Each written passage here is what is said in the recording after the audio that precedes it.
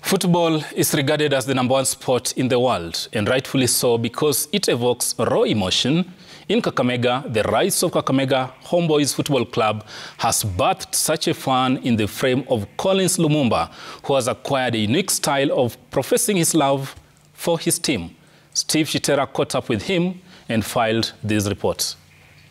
And also, I am inspired to aspire before I expire in the living memory of Kenya's #1 iconic fan, Isaac Juma. Rest in peace, bro, wherever you are. Collins Lumumba from Shewe Ward, Kakamega County, is walking in the footsteps of FC Leopards and Harambee Stars #1 fan, the late Isaac Juma. Lumumba, who started following football passionately at a tender age, says he used to support FC Leopards, but when Kakamega Homeboyz earned promotion to the top flight, the Kenyan Premier League in 2013, he changed allegiance. Hapa Kakamega hatukukuwa na timu ambayo itakuwa inaleta mashabiki wa Western pamoja. Tumekuwepo na timu FC Leopards ambayo ni ya Waluya, lakini makao yake makuu iko kule Nairobi. Wengi walikuwa kiniita pia komanda. Wewe ndio komanda wetu, wewe ndio kiongozi wetu. Nikaonekana kweli mimi ni komanda na si jina ambalo nimejipa mwenyewe. Nimeitwa na mashabiki na nikakubali kwamba mimi ndio komanda wa mashabiki wa Kakamega Homeboyz, na kweli wenyewe wamejionea, kwa sababu unapozungumza leo hakuna mechi yote ya Kakamega Homeboyz nimekosa. Due to his undying love for the beautiful game, every match day for Kakamega Homeboyz is special for Lumumba. Mimi huamka asubuhi every match day. Mimi navalia kijeshi. Hii ni jeshi la Kakamega Defense Force. Nikisha valia vizuri naondoka. Step ya kwanza penye mimi hufika, naenda hadi Crying Stone. Ukiangalia baji yetu pia iko na hiyo Crying Stone. Hii ni landmark ya Waluya, ni kitu ambayo inaunganisha Waluya. Kwa hivyo mimi huenda pale kusali kila wakati, na ukiangalia mechi ambazo tumekuwa tukicheza kubwa kubwa, nimekuwa nikifika pale nikiomba sana. He says his celebration style has drawn admirers even beyond the borders. Hii bunduki imeshikwa na Ronaldinho, mchai wa football kutoka Brazil. Alipokuwa Nairobi alikuwa anapita, nikainua bunduki juu. Ronaldinho alisimama na kukuja kuangalia bunduki na kupiga picha nami. Ronaldinho ndamuita my football idol. Na apart from that, mimi nataka ni kutane naye Cristiano Ronaldo, na pia niweze kutembea viwanja kama vile Anfield. Lumumba, who is a Liverpool fan, says he has embarked on a strategy of bringing fans back to the stadium as the national team Harambee Stars look forward to beginning its preparation for the 2026 World Cup campaign in November. The Stars have been drawn in Group F against Seychelles, Burundi, Gambia and Cote d'Ivoire. Nataka ile mechi ya Harambee Stars itakayokuwa inakuja, mtaangalia wale mashabiki ambao nimejaribu kuconvert. Unajua shabiki sio tu kukuja pale, no. Mnapoona mimi Collins Lumumba nakaa vivi nilivyo, mimi si mwenda wazimu. Hapana, I'm quite normal. Ni venye napenda mpira. Mmepika vizuri bwana, tunashukuru.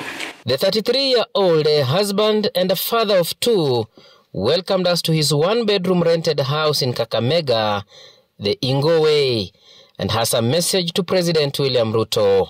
Nashukuru Mungu kwa sababu licha ya kuwa hatuna ile formal income, pita zetu hapa na pale tunajikimu, na hata mnapoona naishi kwa nyumba ya rental, mimi naomba serikali nijengee nyumba, kwa sababu imesema nyinyi wanahabari na wengine mnakatwa 1.5%.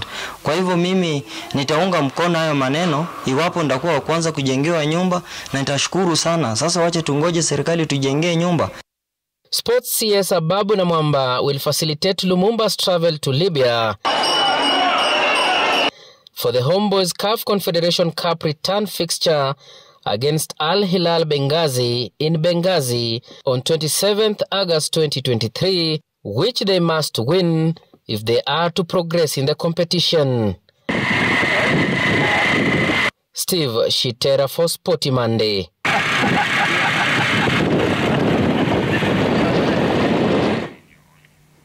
Wow. Brilliant stuff. That's why you must always make a date with Sporty Monday. Steve, brilliantly done. That's a high five. Thank you. Brilliantly done. Yeah. Thank you.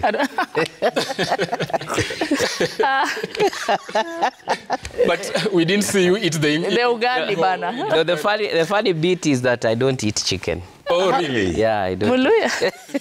Yeah. Ingo man who doesn't eat chicken. Anyway, Arocho, what do you make of Homeboyz failing to get a desired result, so to speak, at home against Al Hilal? I was disappointed with the entire match because even Al Hilal was somehow not really up to the standards. I think the preliminary round is way down there. And it's unfortunate that Kenya is participating in the preliminary rounds. Look at the fact that the two teams that are going to win here are going to play Rayon Sports from Rwanda. It can tell you how low we've sunk as a country, football-wise. But coming back to the match, I think Homeboyz were somehow away from home. You could just feel that Nairobi is away from their home. And this one I would like to urge the county government of Kakamega to make sure that that stadium is ready for, in any case, next season, Kakamega Homeboyz managed to play in the continental stage, then they should host their matches there. No fans. There was nothing for Kakamega Homeboyz in that match. But again, you're raising fundamental point. No fans, and now Homeboyz playing in CAF. Basically, they're representing the flag. Awareness campaign, bringing fans back to the stadium. And what must they do going to Libya? I think to Libya they have to win the match because that is a must win. You know, here in Al Hilal they wanted a draw from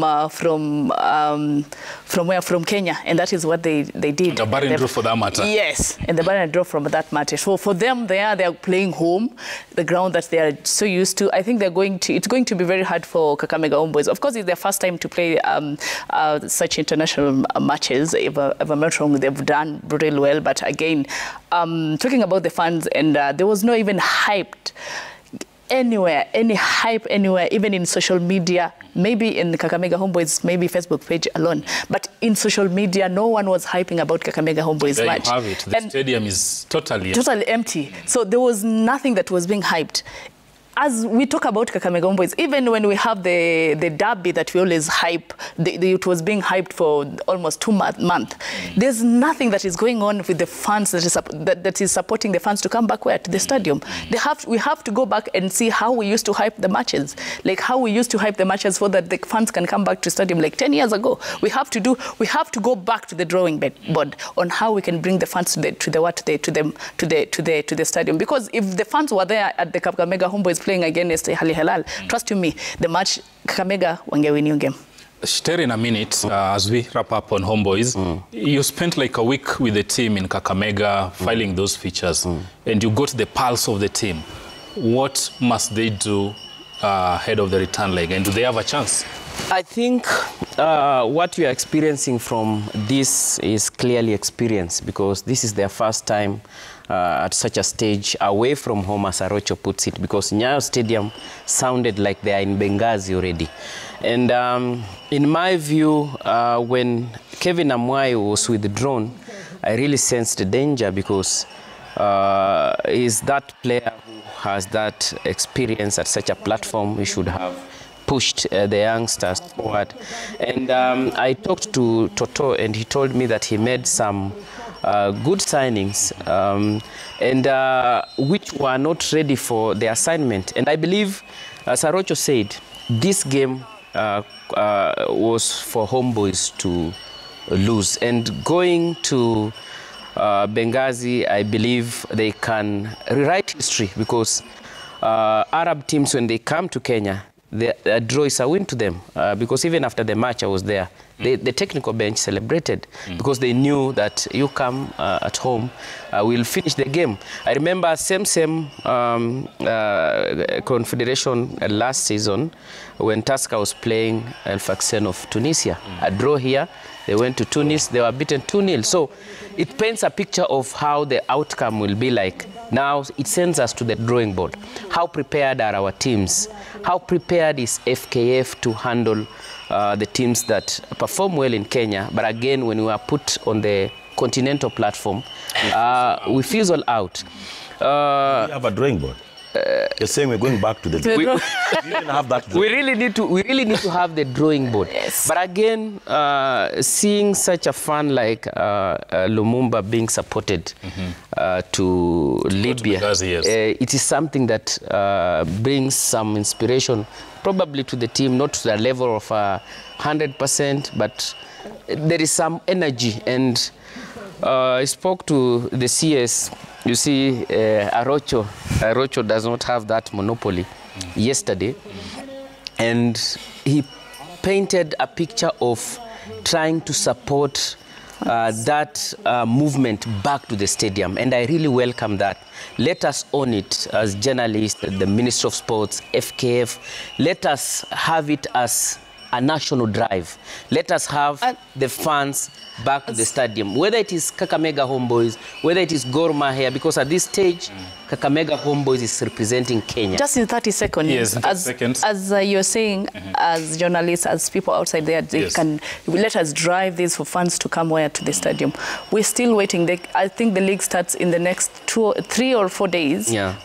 From now, we don't have even a broadcasting company that has been announced that is going to broadcast the league. We don't have a sponsorship that whereby, meaning that if something is not done in the next maybe a week or so, teams are going to struggle the same way they struggled last season. The struggle continues, and of course, Homeboyz have everything to fight for ahead of the return leg in Libya. And talking of football talents,